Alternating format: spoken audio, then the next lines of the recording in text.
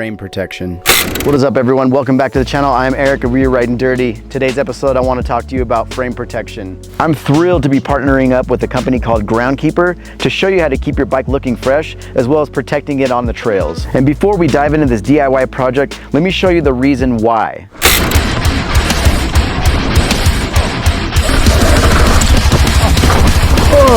I've put my YT Capra through the ringer, and I'm glad that I've had this frame protection to keep my bike looking good.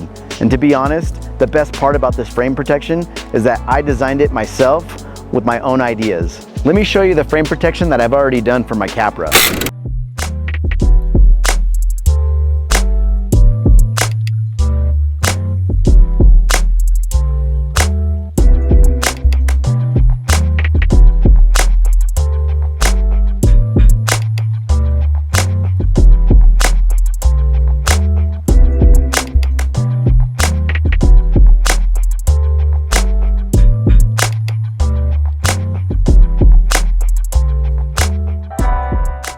And when you get your frame protection in the mail, it's gonna come on these long pieces of paper that's gonna have the vinyl and the stickers on there. I already took these off, obviously, but I just wanted to show you what it comes on, and you'll peel them right off of here and you'll stick them to your frame. Oh, and I forgot to mention, not only can you design your frame protection, but you can design fenders. I designed this sweet YT one with the cool skull. And also, you can design stem caps. Here, let me open this up and show you guys. It's hard to see, but it says YT on there and it has a little rose.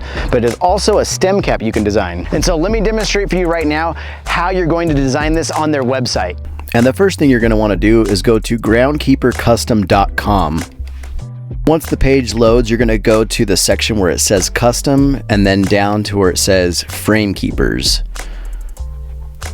And then it'll load their custom frame keeper section where you can upload pictures or load any of their other templates that are on there, and then you'll just start designing yourself. You'll notice that you'll already see a sticker on there that says Groundkeeper. You can actually remove that if you don't want it on there, and you just click the little box and it takes it away. And once you're ready to design, you can go through all their templates and you can choose different patterns and you can put them on there. They have a ton of stuff and you can kind of sample and see how it is. And then you can size it, bring the scale down, bring the scale up, turn it side to side. This process is fairly easy, but it's kind of a thing when you bring your own templates or your own pictures in there, you have to kind of map it out and plan it out to make it work. But these little templates on here are good for reference to kind of like figure out how to do what you want to do. And they have all kinds of different stuff.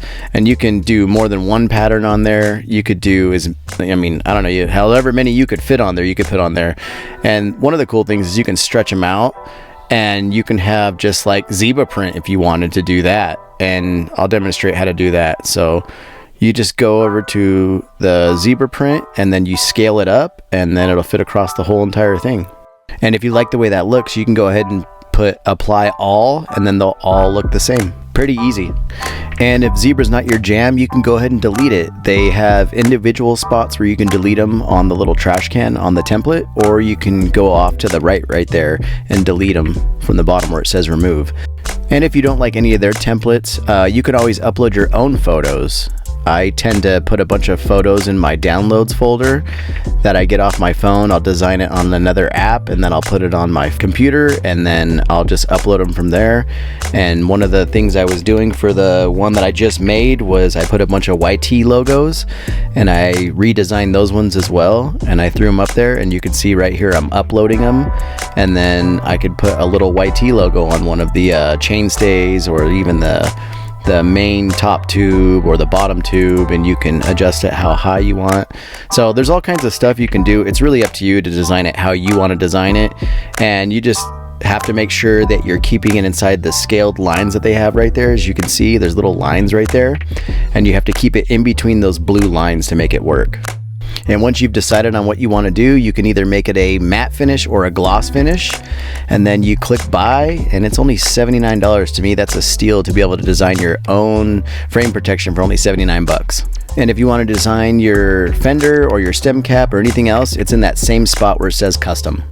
One of the cool things about this frame protection is that it's pretty universal across the board. Pretty much any bike works. My YT decoy I can't put the bottom tube protection on it because there is a battery on it. But you don't really have to worry about protecting that area. But before we do any of that, we're gonna have to wipe this baby down and clean it up real nice.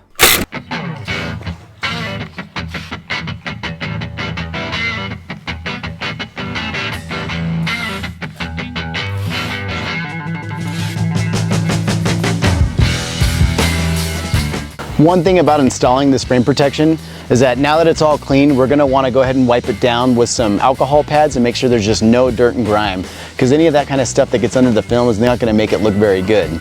Also, this is a universal frame protection kit. You're gonna have to work it until it looks right on your bike, but for the most part, it fits almost all bikes from small all the way up to extra large. The cool thing about this frame protection, it sticks really well to the frame without having to do what most frame protections want you to do, which is use the water-based stuff where you have to use a squeegee. I can tell you I haven't had the best results with using the squeegee water methods.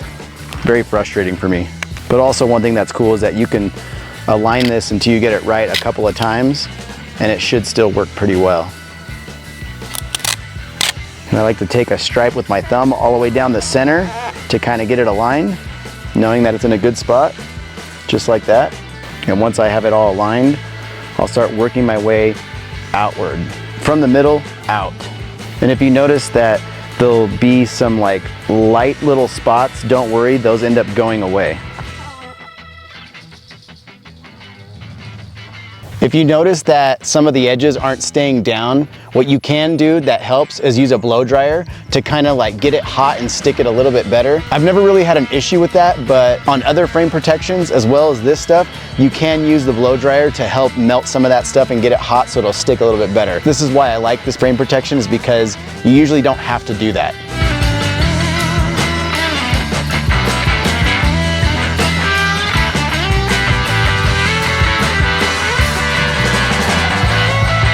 These little spots where I feel like you may need a heat gun, I've never really had to put one of these on a weld before, so I'm going to go ahead and use a blow dryer or a heat gun to kind of get this to stick a little bit better at the end. And you also need to custom cut some of these things. YT has this little rubber frame protection and you just have to kind of cut around that.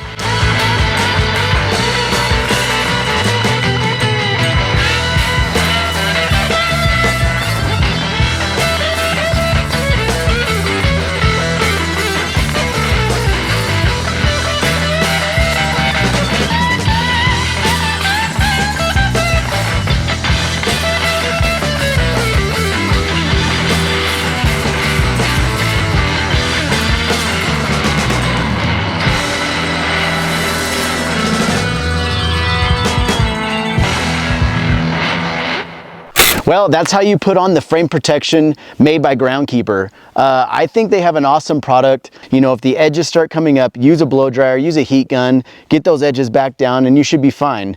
If you want to customize your own frame protection, Groundkeeper is the way to go.